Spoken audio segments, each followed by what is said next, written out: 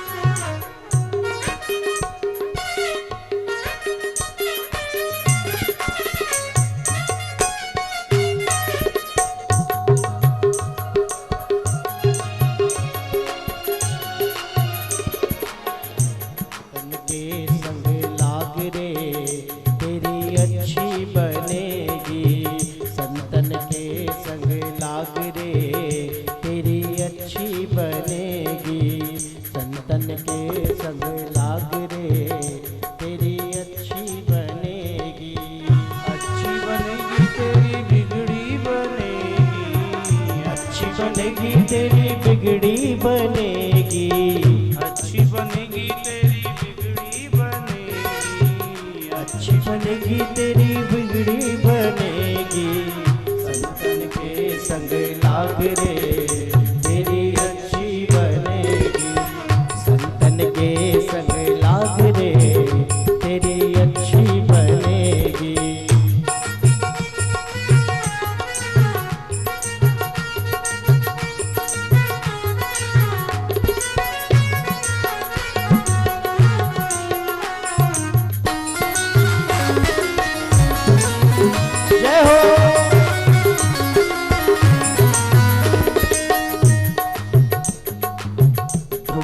बन गई प्रहलाद जी की बन गई। ध्रुव जी की बन गई प्रहलाद जी की बन गई। ध्रुव जी की बन गई प्रहलाद जी की बन गई। ध्रुव जी की बन गई प्रहलाद जी की बन गई। हरि सुमरन में लाग रे तेरी अच्छी बनेगी। हरि सुमरन में लाग रे तेरी अच्छी बनेगी। के संग लाग रे तेरी अच्छी बनेगी।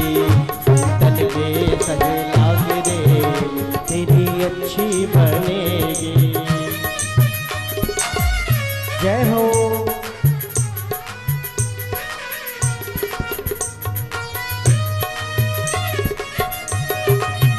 हरि बोल। ताली बजाते हुए श्री राम।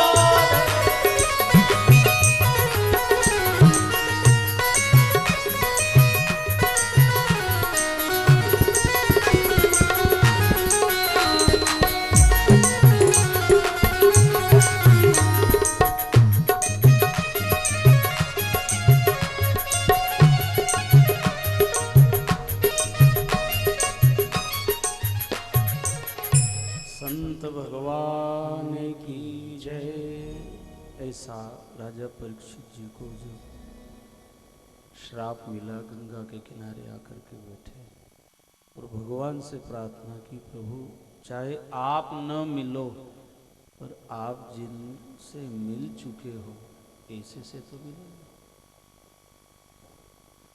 भगवान ना मिले लेकिन भगवान को पाए, भगवत प्राप्त संत महात्मा भी मिल जाए तो भाग्य की बात है। और ऐसे भगवत प्राप्त संत सदगुरु महापुरुष आज भी इस धरती पर है, पर वो मिलते उन्हीं को जिनके अंतर मन में परमात्मा को पाने की इच्छा होती है। सबको थोड़ी मिलते, और मिल भी गए मान लो तो हम उनमें खोट देखेंगे, दोष देखेंगे, कमी देखेंगे, क्योंकि हमारे अंदर ही भरे हैं। हाँ, संत की पहचान संत बनकर के ही हो सकती है। बनने का मतलब कपड़ों से नहीं, वेशभूषा से संत साधु नहीं बनना है। यही कपड़े पहनो जो पहन रहे हो, अपनी वेशभूषा वही रखो, लेकिन भीतर से संतत्व जागृत हो जाएगा। हाँ, तो आप संत की पहचान कर लो, कौन ढोंगी है, कौन पाखंडी, कौन आडंबरी, कौन दिखावा करता है, आप जान जाओ। और आपके भीतर ही खोट है तो आप अच्छा भी आ जाएगा तो यही कहोगे ये सब ऐसे ही तो खाने चाटने वाले ऐसे घूमते फिरते हैं, धंधा है इनका। अंदर आपके तीव्र जिज्ञासा हो जाए, भगवान व्यवस्था करेंगे, आपको वहां भेज देंगे या संत को आपके पास भेज देंगे, या फिर खुद स्वयं भगवान ही संत बन करके आ जाएंगे। हाँ, सुखदेव मुनि आ गए, परीक्षित जी ने चरणों में प्रणाम किया और अपना परिचय दिया। 7वें दिन मृत्यु होगी। सुखदेव मुनि ने कहा, अरे मृत्यु तो कितनी बार हो गई, तुम कहाँ मरे? 84 लाख शरीर तुमने छोड़ दिए, तुम तो अभी भी हो, ये शरीर छूट जाएगा, इतनी सी तो बात है। इतनी सी बात को तुम ठीक ठीक समझ लो, तुम अजर अमर चेतन अविनाशी आत्मा हो, ये शरीर तो मरने वाला है, पहले नहीं था, अभी है, कल नहीं रहेगा। बस जो कल भी था आज भी शरीर में है, और शरीर नहीं रहेगा तब भी ये रहेगा, उसको जान लो। 2 टप्पे की तो बात है। जो कल नहीं था आज है, हाँ कल नहीं रहेगा, सीधी बात। जो कल भी था आज भी और कल भी रहेगा, वो आत्मा है। बस परीक्षित को बड़ी हिम्मत आ गई। सुखदेव मुनि ने ध्यान की विधि बताई, ध्यान करो किसका? आत्मा का। आत्मा सो परमात्मा, और कहाँ भगवान है? जिसको देखा ही नहीं वो उसका ध्यान कैसे करोगे? भाई आपने मान लो जो दृश्य नहीं देखा और करो ध्यान, तुम तो ऐसा कैसे करो? तो भैया अब आंख मीच के फिर वो सभी दिखे। और एक बार अगर आपने देख लिया, आप मुकाम पे पहुंच गए, तो कहाँ दरवाजा है, कहाँ कैसा पत्थर लगाए, कैसा स्थान बना, कैसा हवन कुंड बनाए, आप आराम से यहाँ बैठे बैठे देख सकते। अब जिसने देख के आया वो यहाँ बैठे बैठे ध्यान कर रहा है, अब जो गए ही नहीं है तो कहीं मालूम कैसा है भैया। क्योंकि करो ध्यान, तुम तो मुकाम का ध्यान करो। अब मुकाम क्या, उसको भैंस का ध्यान आए, गेहूं चना दिखे, जो देखा वे सब आए सामने। तो परीक्षित से का ध्यान करो, तो बोले किसका करूं? मेरे को तो हाथी घोड़ा हीरे जवाहरात ये सब दिखे। तो ध्यान की विधि बताई, क्या? जितासनो, आसन जीतो, बैठना सीखो। ये शुरुआत है। कितनी देर आप बिना हिले डुले और एक स्थिरता से बैठ सकते हो, ऐसा अभ्यास जरूर बनाओ भाई बहनों। जिनका शरीर से बन जाए और भगवत प्राप्ति करना हो, तो पहले अपने तन को तो थोड़ा बस में कर लो, तन को तो कर लो। अब जिनसे नहीं हो, मान लो कंपनी मिस्टेक है या कुछ ऐसा बीमारी कारण, तो ठीक है, फिर जैसा बने वैसा। पर जो नया है हाँ, वे तो थोड़ा ईमानदारी से बैठना सीखो। इसलिए सवेरे योग आसन प्राणायाम कराते हैं, नहीं तो क्या जरूरत थी हमको। भाई जब तक शरीर साथ नहीं देगा आपसे, ना तो ध्यान होगा, ना कथा में मन लगना है, ना आपका कोई धर्म का काम हो सकता है, ना आप कामना की पूर्ति कर सकते हो। कहा है ना, धर्मार्थ काम मोक्षाणाम आरोग्य मूलम उत्तमम। आरोग्यता होना बहुत जरूरी, और सबसे बड़ी जिम्मेदारी है, ईश्वर ने जो दिव्य शरीर दिया भाई बहन, इसको खराब मत होने दो। हाँ, खान पान पे ध्यान दो। बीमारी का कारण हमारा अज्ञान है, नासमझी से जो आया हमने सब खा गए। कब खाना, कितना शरीर को जरूरत है वही चीज। अरे पेट्रोल की गाड़ी में डीजल पटक दो, क्या होगा? जिसको जो चीज वो डालो ना। शरीर को भी कब क्या देना, कितना खाना है, कैसे मौसम, ठंड गर्मी में क्या, उतना भोजन दो। युक्ताहार विहारस्य युक्त चेष्टस्य कर्मसु, युक्ति पूर्वक भोजन। इसलिए आसन, सवेरे योग आसन प्राणायाम में खान पान की बातें बताई जाती है। हम क्या खा रहे हैं, जो शरीर को नहीं जम रहा है हम उसको भी खाते जाते हैं, शरीर को उससे तकलीफ। डॉक्टर कभी कहते हैं आप शक्कर मत खाओ, आप ये मीठा मत खाओ, आप तला गला मत खाओ, खट्टा मत खाओ। योग आसन से शरीर अंदर से मजबूत हो जाता, तो आप बैठ सकोगे।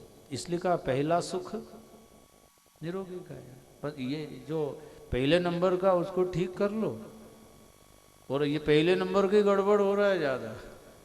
बाकी तो सब मकान भी बढ़िया है और खेती बाड़ी सब बढ़िया जम गया, पर ये खराब हो गया है। इसको ठीक करने के लिए कुछ दिनचर्या अपनी ऐसी बना लो भाई बहनों, जिससे ये लंबे समय तक स्वस्थ रहे। आप गाड़ी की भी सर्विसिंग कराते हो, वो कंपनी वाले ने भी कहा है ये इतने किलोमीटर चल जाए, जब लिया ना हो फिर चेक करेंगे हम कोई गड़बड़ तो नहीं हुई, क्योंकि गाड़ी चलेगी तो खराबी तो आएगी, शरीर है ये तो खराबी क्यों नहीं आएगी। इसलिए योगासन चेकअप है, रोज सवेरे कर लो थोड़ा, जिससे जितना बने जितना समय हो। योगासन, ध्यान, साधना, नामस्मरण, ये सब बहुत जरूरी है। तो परीक्षित को क्या कहा, आसन जीतो। आप कितनी देर एक जैसा स्थिर होकर के बैठ सकते हो, अभ्यास करो, प्रैक्टिस करो। 2 मिनट 5 मिनट, अभी बैठे हो तो ध्यान में बैठो, कमर सीधी करके बैठो। आदत बन गई कोई कोई, थोड़ी थोड़ी देर वापस ऐसे हो गए। भाई मान लो कोई को तकलीफ, थोड़ा सा गियर बदल लिया और फिर हो गए ऐसे। आदत बनाओ भाई, ये 2-3 घंटा अभ्यास हो जाएगा। अभी 5 दिन बचे हैं, आपका अभ्यास हो जाएगा। हम भी शुरू में हमको बहुत तकलीफ होती थी, अब बैठे रहते, अब आदत पड़ गई, आपकी भी आदत बन जाएगी।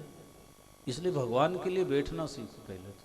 परीक्षित को क्या कहा, ध्यान कब लगेगा, शरीर स्थिर होगा, शरीर निरोगी होगा, तब तो ध्यान लगेगा। इसलिए जितासनो, जित श्वास हो, श्वास पे नजर रखो।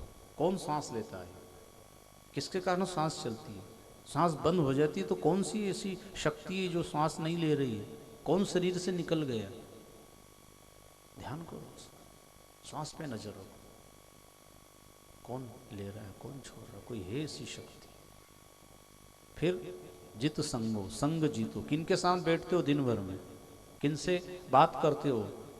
यहाँ कथा के बाद कहाँ जा रहे हो, बड़े सावधानी से बात करना और बैठना। ये तुमने जो कथा सुनी वो सब खींच देगा। हाँ, आपने पुण्य कमाया और उन्हें जो सुने इधर उधर की तो सब जगह पे ला देगा। वो कभी कभी बैटरी करंट पीती है क्या, ऐसा सुनना मैंने, तो सब करंट पी गई उन्हें। हाँ, तो ऐसे भी लोग सब पुण्य पी जाएंगे। तुमने 3 घंटा में जो कहे वे 3 मिनट में ठिकान लगा दे, या अभी चार्जिंग हो गए वो बैटरी उतार दे। इसलिए संग जीतो, जिता सुनो, जित श्वासो, जित संगो, जितेंद्रिय, अपनी इंद्रियों पे संयम। हाँ, मुझे इतनी देर बैठना है, मुझे दर्शन करना है। कर्मेंद्रिय और ज्ञानेंद्रियों पे जितना हो सके भाई संयम रखो भाई, इनको नियंत्रण में लाओ। और योगासन से नियंत्रण में आ जाता है। इसलिए कहा योगश्चित्त वृत्ति निरोध, महर्षि पतंजलि कहते हैं। हाँ, योग से आपका चित्त संयम में आ जाएगा। बार बार सुनते रहने से चित्त में वो चिपक जाता है। ऐसा सुखदेव मुनि ने परीक्षित जी को ध्यान की विधि बताई। ध्यान नहीं लगता है तो सारा संसार विराट रूप की उत्पत्ति भगवान की है। जिस इसमें जो कुछ भी आप देख रहे हो सब भगवान का, ऐसा मान लो। ये भी एक ध्यान है। सिया राम मैं सब जग जाने, सब भगवान का है। ये भी एक ध्यान है। अपना मत समझो मेरा मेरा मेरा मेरा, ये गड़बड़ हो जाएगी। किसका है, सब भगवान का है। रहो, देख रेख करो, पर मेरा नहीं है, ये भगवान का है। ये अंदर से भाव आ जाए बस। परीक्षित को फिर कथा सुनी। विराट रूप की उत्पत्ति, नाभि से कमल कोश निकला। भगवान क्षीर सागर में थे, ब्रह्मा प्रकट हुए। ब्रह्मा को भगवान ने आदेश दिया दुनिया बनाओ, पर दुनिया अपनी नहीं समझना, मैंने बनाई तो मेरी होगी। तो सामान कहाँ से लाओगे? हमने मकान बनाए तो ईंट पत्थर तुमने बनाए, सीमेंट तुमने बनाई, लोहा तुमने बनाया, होगा हमने वहाँ खरीद के लाया। उनने कहाँ से लाया? उनने वहाँ से लाया, वहाँ से लाया, कहाँ से लाया? तो आखिर में भगवान से ही सब मिला, अपना कुछ भी नहीं। विराट रूप की उत्पत्ति बताई। फिर ब्रह्मा जी ने दुनिया बनाई तो सबसे पहले सनक सनंदन सनातन सनत कुमाचार बाल ऋषि, फिर मनु अपने मरीचि अत्रि अंगिरा पुलर पुलस्त्य क्रतु भृगु वशिष्ठ दक्षिण 10 मानस पुत्र बनाए। फिर मनु शत्रुपा स्त्री पुरुष, इनके यहाँ 5 संतान, आकुति देहुति प्रसूति प्रिव्रत और उत्तानपाद, 5 संतान से संसार की शुरुआत। अब प्रजा कहाँ रहेगी? मानसिक सृष्टि थी, उन्होंने कहा पृथ्वी पर जाएंगे। पृथ्वी पर आए तो हिरण्याक्ष राक्षस पृथ्वी उठा के ले गया, कब्जा कर लिया उससे। भगवान 12 रूप लेकर आते हैं, हिरण्याक्ष का वध करके पृथ्वी को जल के ऊपर स्थापित करी और मनुष्य शत्रुपा को कहा इस पर रहो, कब्जा मत कर। सब भूमि गोपाल की, सब भगवान का है, लेकिन कोई कब्जा करके बैठे या कब्जा करना चाहे तो भगवान कह रहे हैं पहले भी ऐसे राक्षस हुए थे, आज भी है ऐसे राक्षस, कब्जा कर रहे हैं। आएगा कोई ऐसा समय, कोई ऐसा युग पुरुष प्रकट होगा, उसके पहले हम सबको संगठित और एकजुट रहना है। ये जो घटनाएं घटती है उससे थोड़ी जागरूक होश में आना चाहिए। देश में भी घटनाएं घटती हैं, देश के ऊपर ही कब्जा करने लगा, हमारे नाम से देश चलेगा। हाँ, और हुआ है, पहले ऐसा हो चुका है, वो गलती फिर ना हो जाए, इसलिए अपने धर्म के हिसाब से हम सबको देश धर्म की भी बात पे ध्यान देना है। हाँ, कितने असामाजिक तत्व घुसपैठिए घुस चुके हैं और वो षड्यंत्र रच रहे, इसलिए हमको संगठित रहना है। किनसे हमको खतरा है उसके बारे में ठीक ठीक समझो और हम सब एकजुट रहें, तभी हम दुष्टों से निपट सकते हो। तो भगवान 12 रूप लेके आए, हिरण्याक्ष को ठिकाने लगा दी। मनु शत्रुपा ने बेटियों का विवाह आकुति देवहूति प्रसूति का किया। देवहूति माँ कर्दम ऋषि के साथ विवाहित होकर रहती हैं। परीक्षित ने पूछा हिरण्याक्ष हिरण्यकश्यप कौन थे? बोले जय और विजय भगवान के द्वारपाल थे। इनको अभिमान आ गया था, ऋषियों ने श्राप दे दिया, कोई राक्षस बने। अभिमान राक्षस का गुण है भाई, जिसके अंदर अभिमान है वो उसको भक्ति का आनंद आ ही नहीं सकता, कथा का आनंद आ नहीं सकता, उसको आत्मरस का अनुभव नहीं होगा जिसके भीतर अभिमान बैठा। वो जय और विजय भगवान के द्वारपाल होकर अभिमान नहीं छोड़ा तो वहां से जो गिरे हिरण्याक्ष हिरण्यकश्यप बन गए।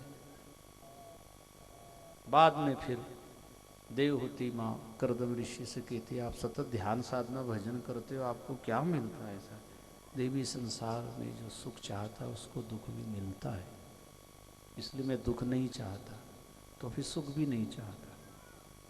जो सुख चाहेगा उसको दुख जरूर मिलेगा, जो चाहते ही नहीं उसको क्या दुख। जो मान चाहता है नहीं मिलेगा तो क्या होगा? अपमान।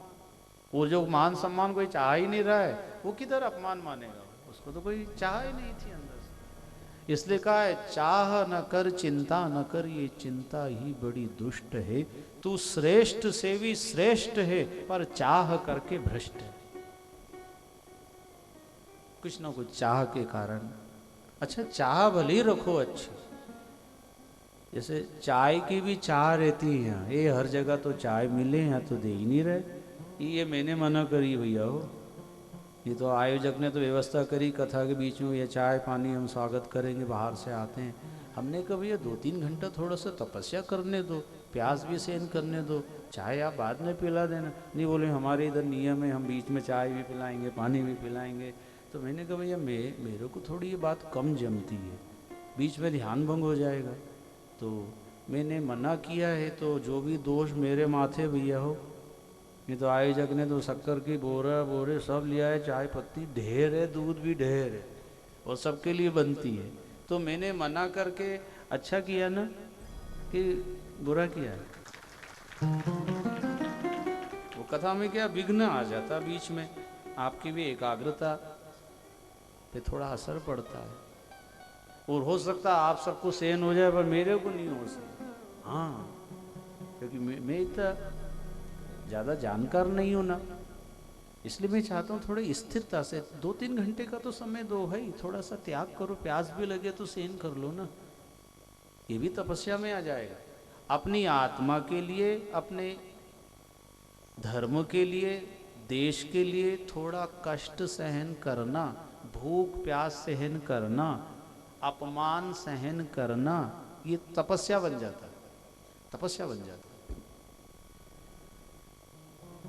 और तपस्या का फल क्या मिलेगा? समस्या हल हो जाएगी। थोड़ी 2-3 घंटे के लिए त्याग कर दो।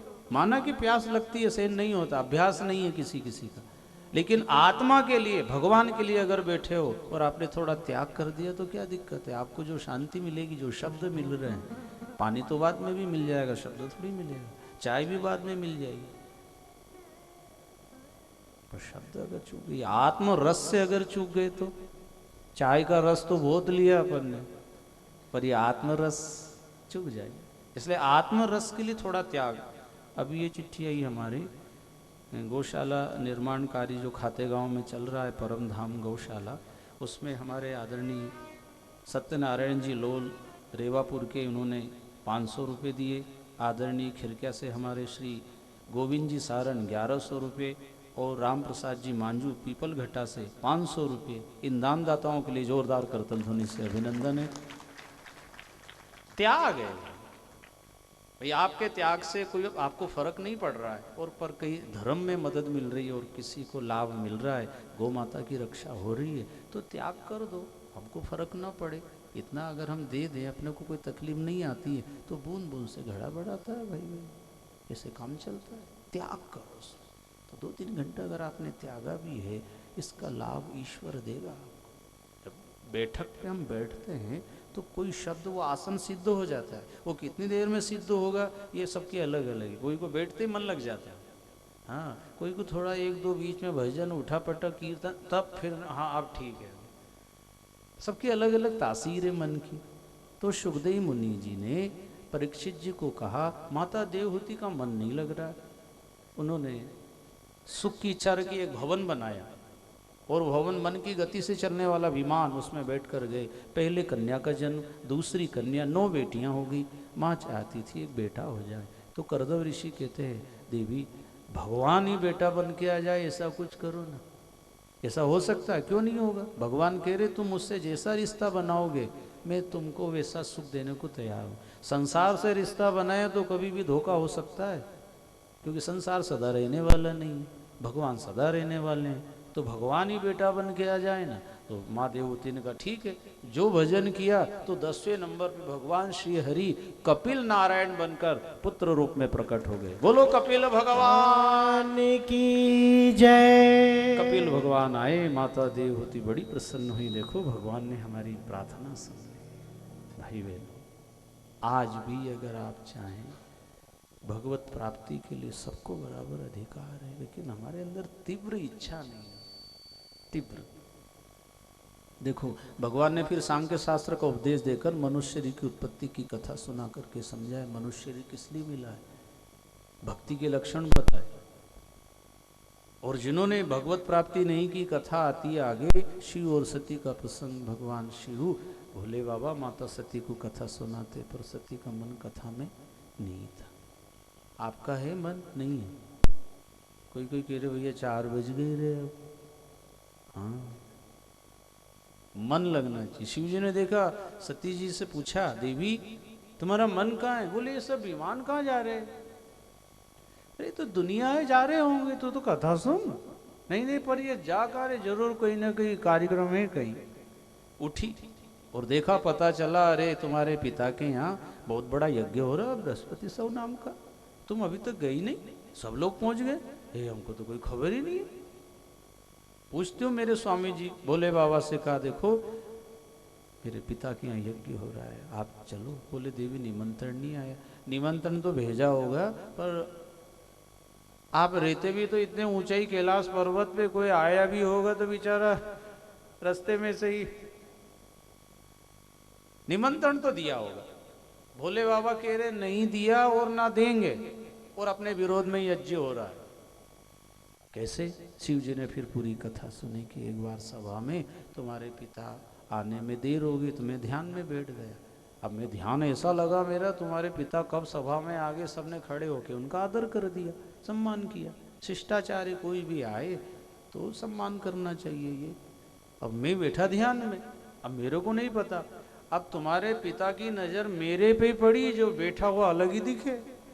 अब जो खड़े हैं उन पे ध्यान ही नहीं दे रहा कौन कौन खड़े हैं, पर जो बैठा है उसी पे ध्यान गया। तो तुम्हारे पिता ने क्रोध में आकर मुझे अपशब्द बोल दिया, अपमानित किया, लेकिन मैं चुपचाप रहा। मैं समझ गया ये अभिमान में बोल रहे हैं, और अभिमानी की जो भाषा होती है, फिर वहाँ मर्यादा नहीं, अनुशासन नहीं, शिष्टाचार नहीं, किन से बात कर रहे हैं, कहाँ कर रहे हैं, सभा में कर रहे हैं, घर में कर रहे हैं, माँ बाप से बात कर रहे हैं। अभिमानी को कोई अकल काम नहीं करती उससे। बोले मैं वहाँ से उठ के आ गया। नंदीगढ़ ने एक दो बातें जरूर की, सुनाई, पर मैंने कहा चल भैया मुँह नहीं लगना, मैं आ गया। आज वो उन्होंने अपने विरोध में ये किया, सबको बुलाया और मेरे को नहीं बुलाया, और आप भी ना जाओ तो अच्छा। लेकिन सती जी ना मानी और गई, तो क्या देखा, सती का भी अपमान हुआ, शिव जी का अपमान। और सती माँ ने विचार किया मेरे पिता के अंदर इतना अभिमान, ऐसे पिता अभिमानी की बेटी बनकर मुझे नहीं रहना, शरीर छोड़ दो। देखो कथा का इशारा है भाई बहनों, किधर ही घुमा दो, कथा संकेत कर रही है हमारा जीवन ऐसा हो, हमारी औलाद, हमारे बेटा गर्व करे। मेरे पिताजी 4 बजे उठ के हवन करते, यज्ञ करते, स्नान करते, जंब सागर का पाठ करते। मेरे माता पिता बड़े धार्मिक है, मेरे माता पिता कभी झूठ अन्याय अनीति नहीं करते।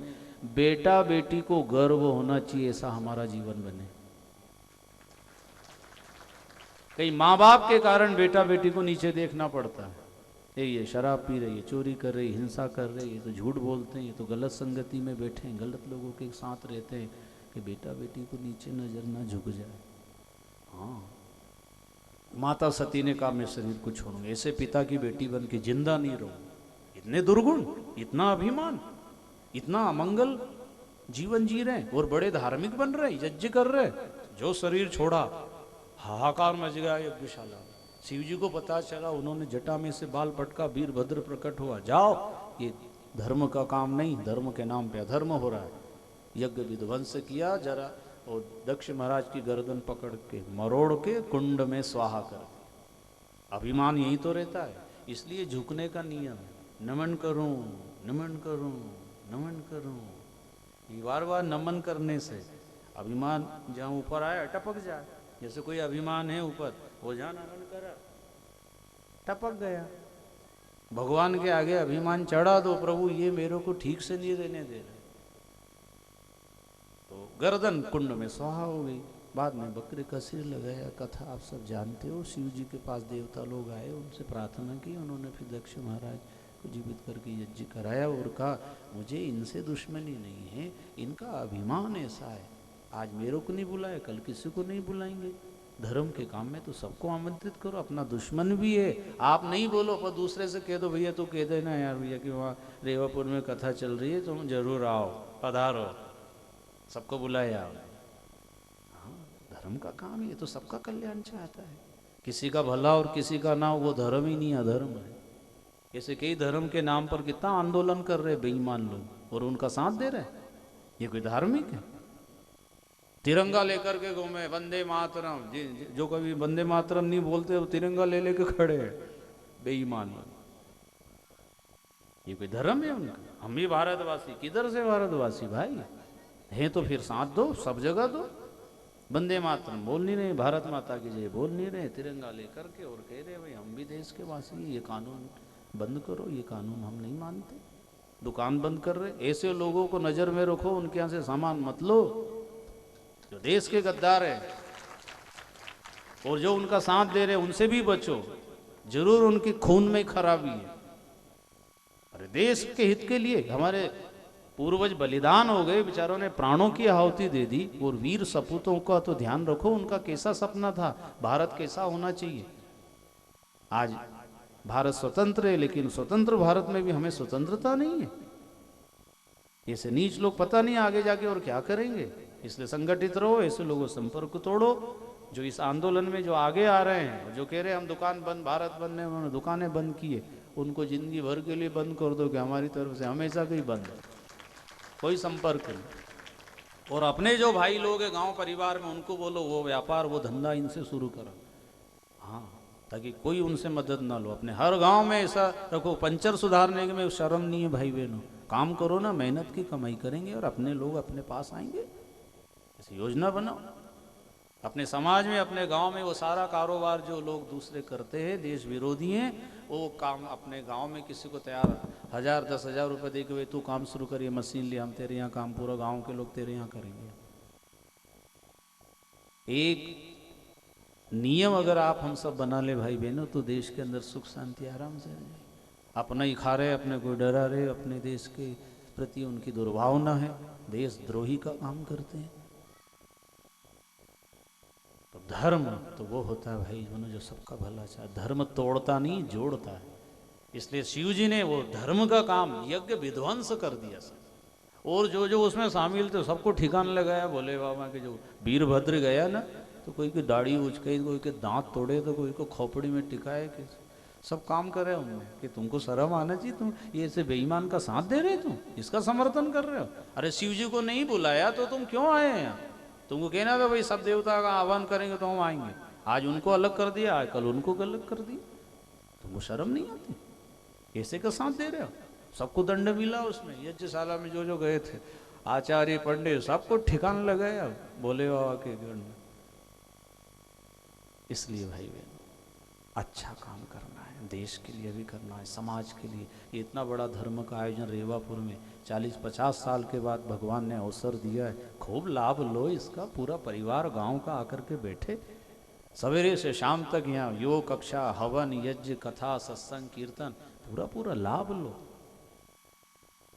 आज छोटे छोटे बच्चे जो सुन रहे होंगे उनको कितना अच्छा लग रहा होगा, हमारे गांव में भागवत जी हो रही है। भाग्य कि 40 साल के हो गए, हमारे गांव में आज तक ही नहीं हुई, 40 साल के हो गए।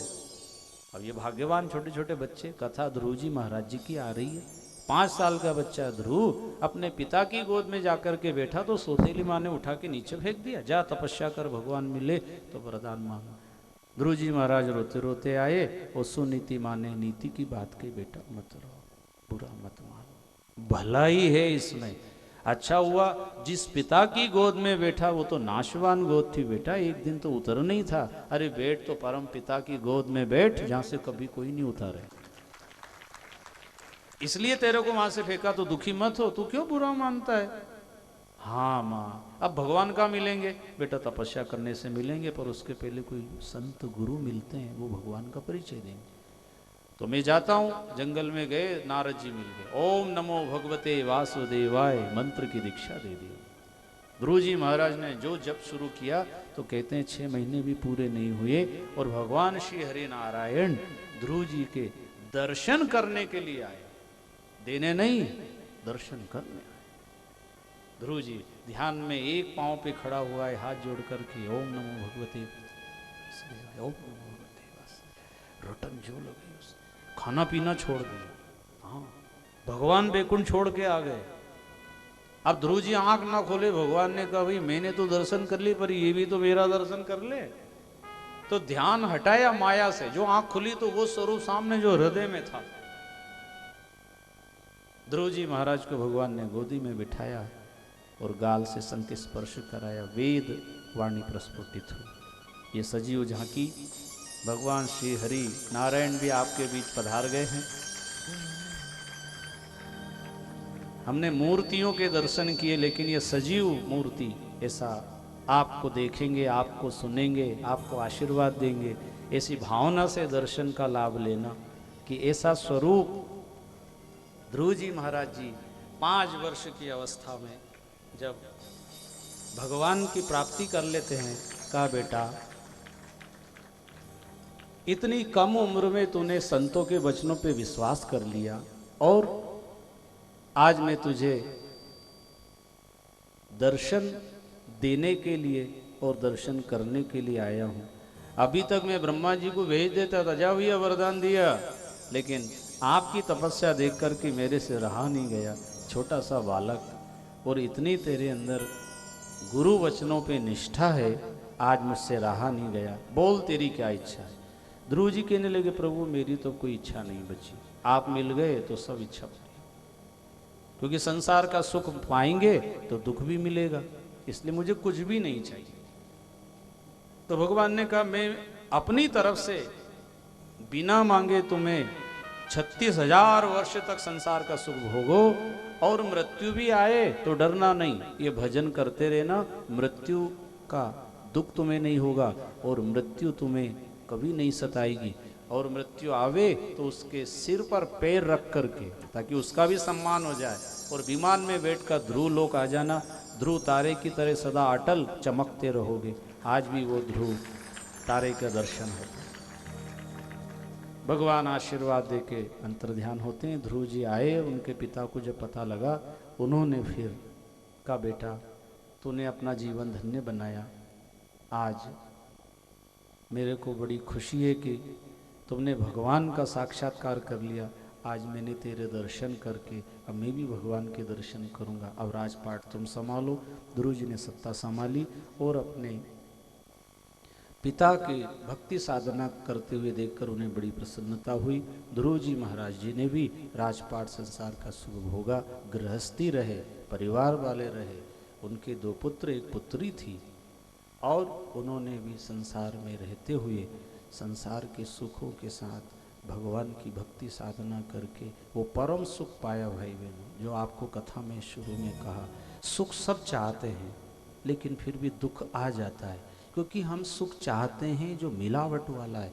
प्योर शुद्ध सुख जो बिना मिलावट का, बिना दुख वाला अगर सुख चाहो तो भगवान से मिलता है, अपनी आत्मा से मिलता है। बाकी तो सुख में दुख मिला हुआ है। आत्मा शुद्ध है, परम शुद्ध है, सुख स्वरूप है, स्वरूप ही सुख का है। और संसार तो दुख स्वरूप है, आज सुख है कल दुख है। जिनसे हमें आज खुशी मिली, हो सकता कल गम मिल जाए। इसलिए ध्रुव जी महाराज जी ने खूब तप साधना करके और ध्रुव लोक पहुँच करके संसार को प्रेरणा दी है। आज ध्रुव चरित्र की कथा और अद्भुत झांकी का दर्शन आप सब करेंगे। महा आरती और प्रसाद लेकर आप सब पधारेंगे। आपने अपना अमूल्य समय दिया, आयोजक परिवार ने इतनी सुंदर व्यवस्था दी और आपने अपना समय दिया, इसलिए आयोजक परिवार के लिए जोरदार करतल ध्वनि से अभिनंदन। और पधारे हुए आप सब भक्त, ये भगवान की कृपा पात्र आप सब हैं, जो आपने संसार के झूठे झंझटों से निकलकर 2-3 घंटा भगवान की कथा में बिताया। आप सब आत्माओं को दास प्रणाम करते हुए आपसे विदा लेता है।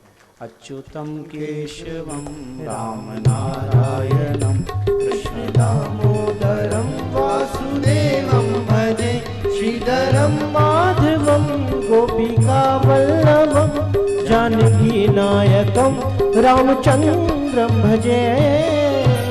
सच्चिदानंद भगवान की जय। गुरु जम्भेश्वर भगवान की जय। नमः पार्वती पते हर हर महादेव। नर्मदे हर।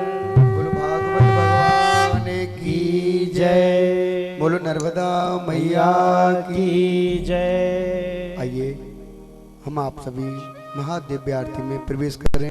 उससे पूर्व हमारे मध्य में पूज्य आचार्य जी पधारे हैं। उनके चरणों में नमन करते हुए, वंदन करते हुए निवेदन, आप मंच पर आकर भागवत जी का पूजन कर पूज्य महाराज श्री से आशीर्वाद प्राप्त करेंगे। तत्पश्चात में हमारे आयोजक परिवार भगवान की सुंदर सजीव झांकी लगी है, उसका पूजन करेंगे। और गुप्तेश्वर गौशाला से पधारे जो भी सदस्यगण हैं, उन सभी से निवेदन है आप भी भागवत जी का पूजन कर महाराज श्री से आशीर्वाद प्राप्त करेंगे।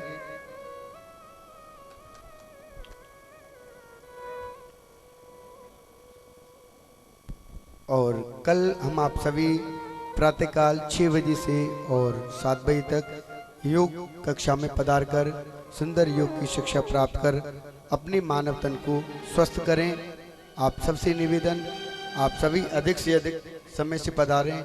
और पूर्ण ये 4 दिन शेष रह गए, 5 दिन शेष रह गए, योग कर कर शिक्षा प्राप्त करके अपने मानव तन को एकदम स्वच्छ बनाएं, शुद्ध और स्वस्थ बनाएं, ऐसी कामना करें। योग रहे निरोग, यही आप सभी से निवेदन है। और ठीक 1 बजे से दोपहर 4:30 बजे तक दिव्य कथा का रसपान करेंगे। कल भगवान की बड़ी सुंदर कथा आप श्रवण करेंगे। जड़ भरत चरित्र, अजामिल उपाख्यान, वृत्तासुर चरित्र और नरसिंह भगवान की सुंदर यहाँ झांकी सजीव झांकी लगेगी। प्रहलाद चरित्र की कल कथा आप सभी श्रवण करेंगे। और एक निवेदन विशेष आप सभी मान भावों से कि पूज्य गुरुदेव भगवान ने जैसे निवेदन किया कि आप सभी के सहयोग से परम धाम गौशाला पूज्य गुरुदेव भगवान ने खाते गांव में निर्माण किया है। आप सबके सहयोग की आवश्यकता है। प्रयास करें आप सभी उस परम धाम गौशाला से जुड़ के जो निर्माण कार्य बकाया है आप उसको पूर्ण करें। आप सब तन मन धन से सहयोग करके परम धाम गौशाला को एक भव्य गौशाला का रूप दें। ये आप सबसे स्वेच्छा और इच्छा करते हुए निवेदन, आप सभी प्रतिदिन कथा में पधारें और थोड़ा थोड़ा सहयोग देके परम धाम गौशाला का आप जो निर्माण बकाया है उसको पूर्ण कराएं। आइए इसी के साथ में हमारे आदरणीय जजमान जी मंच पर आएंगे और आप सभी खड़े हो जाएंगे, जिससे कि हम आप सभी आरती जो करने के इच्छुक हैं और पूजन के इच्छुक हैं वो भी आगे आ जाएं और सभी थोड़ा थोड़ा आगे रहें, ये भी व्यवस्था है। पहले हमारे जजमान जी ठाकुर जी का पूजन करेंगे। जैसे कि भैया एक भजन।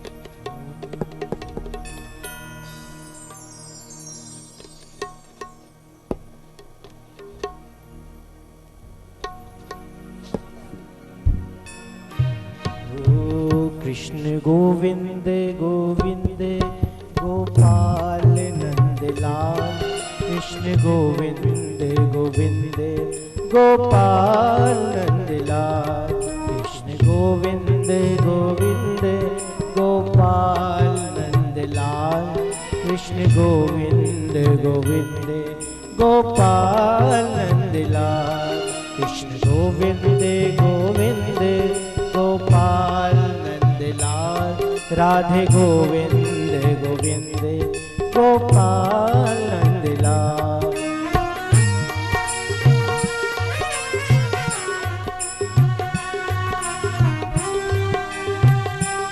जय हो।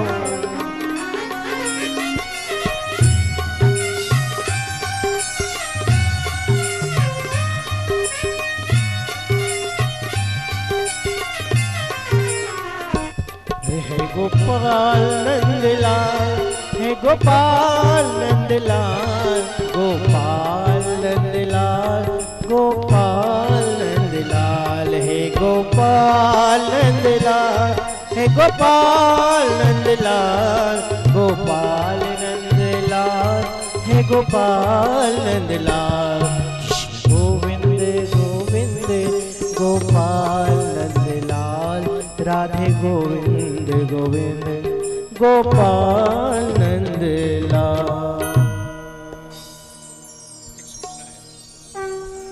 एक सूचना है, सभी जरा ध्यान से सुने। ग्राम पहनपाट में 5 फरवरी से राम कथा का आयोजन रखा गया है 5 से 11 में, और कथावाचक पंडित संजय कृष्ण जी व्यास हैं।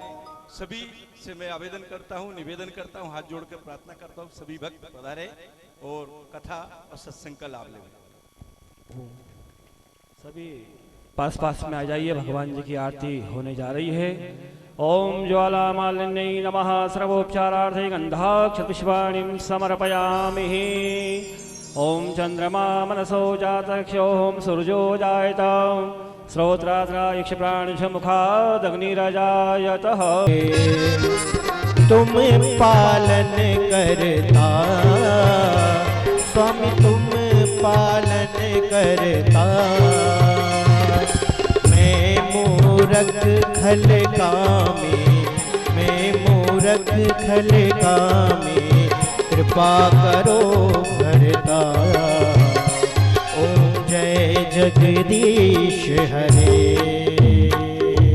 तुम हो एक अगोचर, सबके प्राणपति, स्वामी सबके प्राणपति। इस विधि मिलाऊं दया में, इस विधि मिलाऊं दया में, मैं तुमको सुमति। ओम जय जगदीश हरे। दीन बंधु दुख हरता तुम ठाकुर मेरे, स्वामी तुम ठाकुर मेरे। अपने हाथ बढ़ाओ करुणा हाथ बढ़ाओ, द्वार खड़ा तेरे। ओम जय जगदीश हरे। विषय विकार मिटाओ, पाप हरो देवा, स्वामी पाप हरो देवा। श्रद्धा भक्ति बढ़ाओ, श्रद्धा प्रेम बढ़ाओ, संतन की सेवा। ओम जय जगदीश हरे। धन मन धन और जीवने सब कुछ है तेरा, स्वामी सब कुछ है तेरा। तेरा तुझको अर्पण, प्रभु का प्रभु को समर्पण, क्या लागे मेरा। ओम जय जगदीश हरे। जय जगदीश हरे। स्वामी जय जगदीश हरे। भक्त जनों के संकट, दास जनों के संकट, क्षण में दूर करे। ओम जय जगदीश हरे। आरती जय जम्बेश्वर की, परम सतगुरु परमेश्वर की। आरती जय जम्बेश्वर की, परम सतगुरु परमेश्वर की। आरती जय जम्बेश्वर की, परम सतगुरु परमेश्वर की। गुरु जी जब भी पासर आए, गुरु जी जब भी पासर आए, सकल संतों के मन भाए, सकल संतों के मन भाए। देवता सिद्ध मुनि दिगपाल, गगन से सुख बजावेता। हुआ ओछा लोहट नरना, मगन मन देव छवि निज सुंदर की। आरती जय जम्बेश्वर की, आरती जय जम्बेश्वर की, परम सतगुरु परमेश्वर की। परम सुख हंसा मन माहे, परम सुख हंसा मन माहे। प्रभु को गोदी बैठाए, प्रभु को गोदी बैठाए। नगर के मिल सवे नारी, गीत गावे दे दे तारी। अलापे नाग बड़े हैं भाग, पुण्य गए जा धन है लीला नटवर की। परम सतगुरु परमेश्वर की। आरती जय जम्बेश्वर की, परम सतगुरु परमेश्वर की। चराने गौ को जावे, चराने गौ को जावे। चरित्र ग्वालों को दिखलावे, चरित्र ग्वालों को दिखलावे। करे से नहीं से सब काजा, कहावे मूंगे जब राजा। हरे इस भक्त के इस गुरु जगदीश, पार नहीं महिमा प्रभु वर की। आरती जय जम्बेश्वर की, आरती जय जम्बेश्वर की, परम सतगुरु परमेश्वर की। गुरु जी जब मथल आए, पंथ श्री विष्णु चलवाए। घूम जप तप किए सारे, देख स्वर नर मुनि सब हारे। किया प्रचार वेद का सार, जगत आधार समित जिसने विधि हर हर की। आरती जय जम्बेश्वर की, आरती जय जम्बेश्वर की, परम सतगुरु परमेश्वर की। गुरु जी अब सेवक की सुनियो, गुरु जी अब गुण चित में धरियो। शरण निज चरणों की रखियो। पार नय नाम से करियो, यही है आस रखियो पास। कीजियो दास कहो नित जय जय गुरुवर की। आरती जय जम्बेश्वर की, आरती जय जम्बेश्वर की, परम सतगुरु परमेश्वर की, आरती जय जम्बेश्वर की, परम सतगुरु परमेश्वर की, परम सतगुरु परमेश्वर की, परम सतगुरु परमेश्वर की। कर्पूर गौरम करुणावतारम संसार सारम भुजगेन्द्रहारम सदा वसंतम हृदयारविंदे भवम भवानी सहितं नमामि। मंदारमाला तुलिकानिकाये कपालमाला चित्शेखराय दिव्यंबराय च दिगंबराय नमः शिवाय च नमः शिवाय नमः शिवाय च नमः शिवाय। ओम जल्दी शीतलीकरणं देवादिवंदनम् आत्मादिवंदनम् आशिषोधरणं नीराञ्जलिग्रहणं मन्त्रविश्वाञ्जलिः।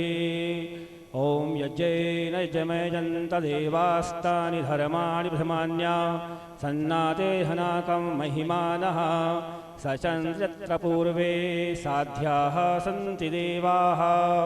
ओम एकदन्ताय विद्महे वक्रतुण्डाय धीमहि तन्नो दन्तिः प्रचोदयात्। ओम कात्यायन्यै च विद्महे कन्याकुमार्यै च धीमहि तन्नो देवीः प्रचोदयात्। ओम तत्पुरुषाय विद्महे महादेवाय धीमहि तन्नो रुद्रः प्रचोदयात्। ओम रुद्रदेहाय विद्महे मेकलकन्यकायै च धीमहि तन्नो रेवः प्रचोदयात्। ओम अंजनीसुताय विद्महे वायुपुत्राय धीमहि तन्नो हनुमत् प्रचोदयात्। ओम लोहटनंदनाय विद्महे हंसासुताय धीमहि तन्नो श्रीजम्बेश्वर प्रचोदयात्। ओम नारायणाय विद्महे वासुदेवाय धीमहि तन्नो श्रीविष्णुः प्रचोदयात्।